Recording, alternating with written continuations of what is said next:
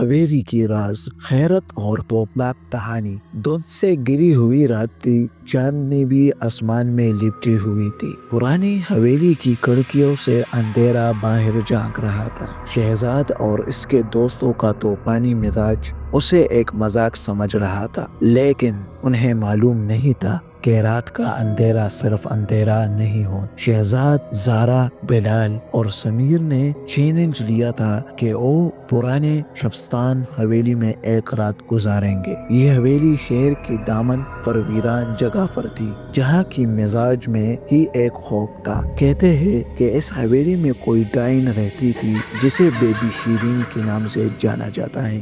جیسے ہی وہ لوگ حویلی کے اندر داخل ہوئے تو دیواریں پر لگی ہوئی پرانے تصویریں اور چاندنی سے محروم دیواریں ان کا استقبال کرنے لگے۔ زہرا نے ہاتھ میں اپنی ٹارچ چلائی اور ہوا میں موجود نمی کو محسوس کرتے ہوئے بولی، مجھے یہ جگہ بالکل پسند نہیں آئی۔ بلال نے ہنستے ہوئے کہا، یار یہ بس کہانیاں ہے، دیکھنا صبح تک کچھ نہیں ہوگا۔ مگر جیسے ہی اس نے یہ کہا، حویلی کے اندر ایک ٹھنڈی ہوا کا جھونکا آیا اور کہیں دور سے کوئی چیخ سنائی دی۔ شہزاد نے سب کو تسلی دی، کوئی بلی یا رات کا پرندہ ہوگا، چلو اندر چلتے۔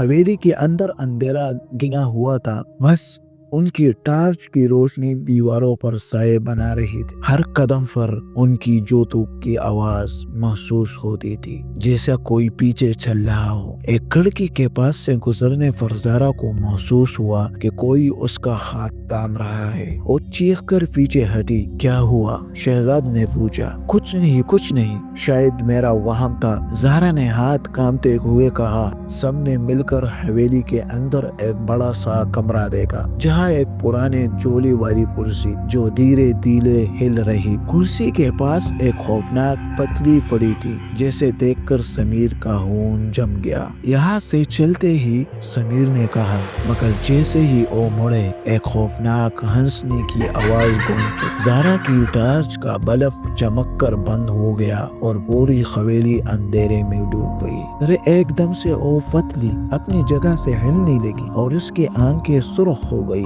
شہزاد نے زور سے چیخ مار کر دوستوں کو بلایا، بھاگو یہاں سے، بھاگو۔ وہ سب بھاگتے ہوئے ایک لمبے سے راستے میں داخل ہوئے، جو جیسے کبھی ختم ہی نہیں ہو رہا تھا۔ ہر موڑ پر انہیں محسوس ہوتا جیسا کوئی ان کا پیچھا کر رہا ہے۔ اچانک سامنے ایک بڑی سی دیوار پر ایک خون سا لکھا ہوا تھا، تم نے مجھے جگایا ہے، اب یہاں سے کوئی زندہ نہیں جائے گا۔ بلال نے چیخ مار کر دروازہ کھولا، لیکن وہ دوبارہ وہی کمرے میں آ گئے جہاں وہ پتلی تھی۔ اس دفعہ پتلی کے قریب ایک عورت کا سایہ کھڑا تھا۔ اس کے لمبے کالی بال، لال آنکھیں اور چہرے پر مسکراہٹ دیکھ کر وہ سب کے سب بے ہوش ہو گئے۔ صبح کی روشنی نے حویلی کے اندر دھوپ ڈالی تو چوکیدار نے دیکھا کہ وہ چاروں زمین پر بے ہوش پڑے تھے۔ جب انہیں ہوش آیا تو وہ سب چلا رہے تھے۔ وہ یہاں بی بی شیرین، ہمیں یہاں سے لے چلو، زہرا نے رو رو کر کہا۔